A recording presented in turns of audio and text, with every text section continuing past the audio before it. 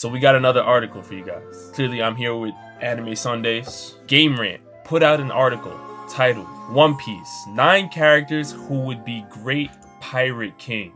So now we're looking at 9 characters in One Piece. There's a couple names I have in my head right now, but I don't know if there's 9 characters I can think of. I'm trying to figure out what they mean by great pirate king. We'll get into it, I guess. At number 9, Game Rant went with Monkey D. Dragon. I don't know how I feel about this. I mean, I guess if you're saying is he in the running strength-wise? They do say that the Pirate King is the most free person in the world. When I'm looking at Monkey D. Dragon, his whole persona is about being a revolutionary, freeing people who are oppressed. So from that aspect, I can kind of understand it. But then again, I don't see the pirate part of the Pirate King in Monkey D. Dragon. There really is no pirate part of it. Let me see what they have to say though. As the most wanted criminal in the world and the leader of the revolutionaries, Dragon is by no means weak. His influence spreads across various countries as he disrupts the world government's plans from the shadows. Despite much being unknown about Dragon, his deep hate for the world government is plain for everyone to see. With great power and influence at his command, becoming the Pirate King is not out of place, even though he is not a pirate. I mean, with that line of thinking, I can see where Game Rant's coming from. Yeah, it's like all the elements of someone who is trying to be a pirate king. The goal is, I think, just extremely different. Pirates just like want the freedom of the adventure. Dragon's trying to have freedom of oppression. And I'm completely with you in terms of strength. I think Dragon is in the top 10, arguably top 5 conversation strongest One Piece characters alive today. And we can look at Sabo and his influence and how he was recently crowned the Flame Emperor and things like that. Dragon is definitely a beast. Let's keep going. All right, this is getting wild already. At number 8, Trafalgar D. Water Law. Law ain't got about 2 months left to live. He is one of the greatest strategists of the worst generation, but his leadership skills sometimes get thrown by the wayside because we haven't seen great demonstrations of it because of his crew. I've said this before and I'll say this again, the Heart Pirates are a bad crew. They do not have the personnel to really compete in the new world. It really is law or bust. I'm gonna say it one more time. It is law or bust, all right? I don't wanna hear about Beppo. I don't wanna hear about Jean Bart. I don't wanna hear about anybody else. His crew really needs some help, and the fact that he has to ally himself with a Straw Hat Luffy on multiple occasions, he has to ally himself with a Eustace Captain Kidd on multiple occasions. To me, I don't really see Pirate King in Law's agenda right now. I don't really see that happening. He's more like has a knowledge of what he needs to do to try to get to Laugh Tale first, I guess. Just think about Law in Roger's position. His crew is definitely not even close to being a Pirate King crew. Roger, Whitebeard, Luffy, Shanks, those characters are more ready to work on the fly. Law is not a work on the fly type of person. I feel like in order to be the Pirate King, you need to have that part within you. Dragon has it more than Law, I feel like. We saw when Blackbeard pulled up, he was able to make moves. Now he's with Ivankov on his island and all these things. The Revolutionary Army is able to shift and make moves on the fly. Law is not really capable of that. He needs a set plan. He needs set crewmates, allies. I don't know if that really fits with a Pirate King. At number 7, Game Rant went with Eustace Captain Kidd. Kidd has Conqueror's High. Would he make a great Pirate King to you? I mean, the only difference between him and Law is, he got Killer, really. The rest of his crew is not really Pirate King level crew either. And I still feel like Kidd be overhyping himself up. He's been humbled, but he still hasn't been humbled. He still keeps thinking he's oh yeah, I can handle all these Yonko by myself and I can do all this stuff. I'm just like, no, bro, you can't. But I will say that Captain Kidd does have Conqueror's Haki. And I feel like having Conqueror's Haki, it does kind of put you in a different bracket. Because we know having Conqueror's Haki, that means that you have that Supreme King's will to go to be that best, to be a kingly-like character. And that's what the Pirate King is. So just Kidd having Conqueror's Haki makes me believe that maybe he could be in that conversation. All right, so at number 6, Game Rant said that Big Mom would make a great Pirate King. I disagree. She is a great pirate, but in terms of running a pirate era, everybody kneels down to you. It's Kaido, Big Mom, and Whitebeard. So I can see why they have her in a conversation, especially if she come from battles with Roger. One thing I'll say about Big Mom, she was a great member of the Yonko in the sense that she had her territories unlocked. She was able to amass one of the strongest crews that we've seen in the One Piece world, and her strength could compete with a Kaido, and she was on the Rocks Pirates crew, so she has the history there to back it up. But Big Mom's not keeping up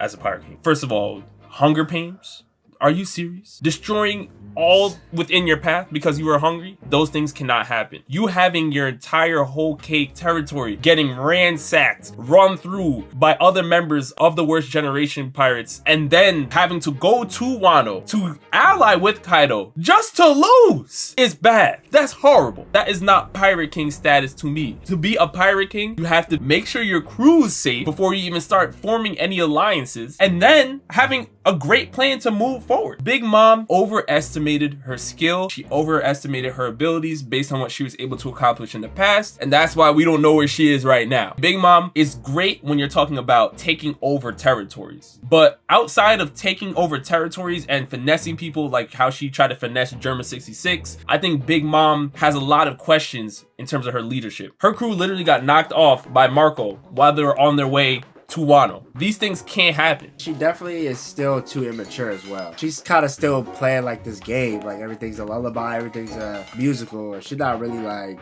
focused. She too like focused on keeping her little worlds the way it is. That's why she turned all those people to homies. It's not happening. It's not happening. All right. So at number 5, Game Rant said Blackbeard would make a great Pirate King because he is parallel to Luffy in the sense that, you know, Luffy's on one side of the coin, Blackbeard's on the other. I can see Blackbeard being a Pirate King. Now, obviously, he would be an evil version of what Luffy is. We get all of that because Blackbeard does not care about any human life. He has no regard for it. He would backstab his own friends. He killed Thatch. But in terms of ambition, he's just as ambitious as anybody in this conversation. Also, I feel like Blackbeard is one of those guys that's always been really tapped in, you know what I'm saying? All right, we got a good one here. At number 4, they said Kaido. You would think the man was king of the pirates, to be honest with you. The way you say Kaido's name and everybody, whoo!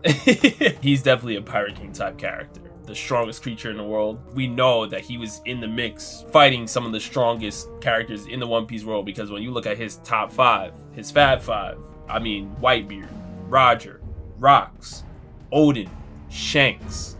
These names are some of the most legendary names in the entire One Piece world, and Kaido has placed himself in that category, and not many would argue to take him out. The Beast Pirates, he did an absolutely great job. When you're looking at what Big Mom did with Whole Cake, they are in that same category. Him having territories on lock, and he literally was part of the whole underworld making of the Smile Devil Fruits, and we see what happened in Killer. Killer still can't stop laughing to this day. Ruined the whole town. I mean, we know what Kaido has done. Yeah, I think Kaido equates being Pirate King with like being the strongest. If anybody's gonna be Pirate King, they have to challenge my strength. So I mean, and I don't even debate that. You know, being a strong character in One Piece world and being the Pirate King, kind of synonymous at this point. The only character that may be able to pull it off that's not the strongest would probably be Buggy, just off of finesse. Gonna need to be able to box. Be number like 2. I hope not.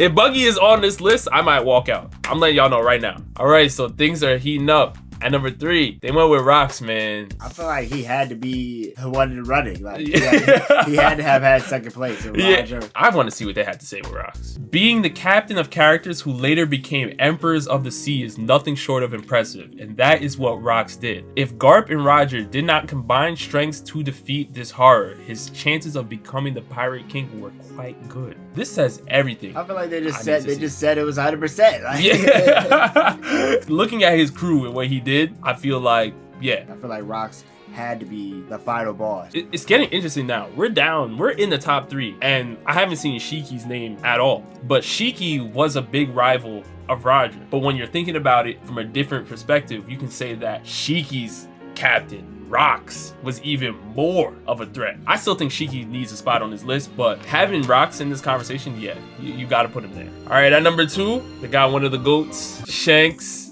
Is in the building. Shanks made an appearance. I completely agree. Yeah, I would say right now he's probably the closest in the running. Yeah, and he modeled his crew after Roger, who literally was the Pirate King. So I don't see any real strong cases against this. You could talk about his power in the One Piece world. Currently, I believe Shanks is number 1. I think unless there's some unknown characters that we don't know about, or maybe you can make a case about Eam and the Gorosei. Eam might be number 1, depending on if Eam can actually box. We don't know all these things. There's a lot of unknowns and what ifs. But for what we do know right now, alive in the One Piece world, I currently have Shanks at number 1. I believe his haki cannot be messed with by anybody. At number 1, they put up my GOAT, man, Whitebeard.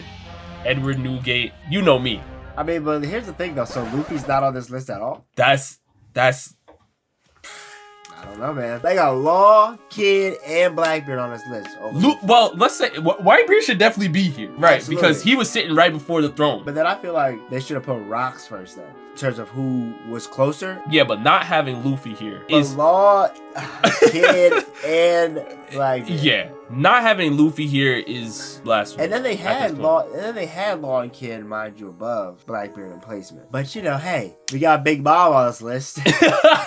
Shiki should have been here. We already know Straw Hat Luffy should have been here. They got Shanks. Dragon I wasn't mad at. Of Luffy or Law Kid, I definitely think Luffy could take one of their places. You guys let us know down in the comment section below, man. Do you agree with this list? If not, let us know which characters you think deserve to be on this list or deserve to be taken off. With that, we'll see you next time.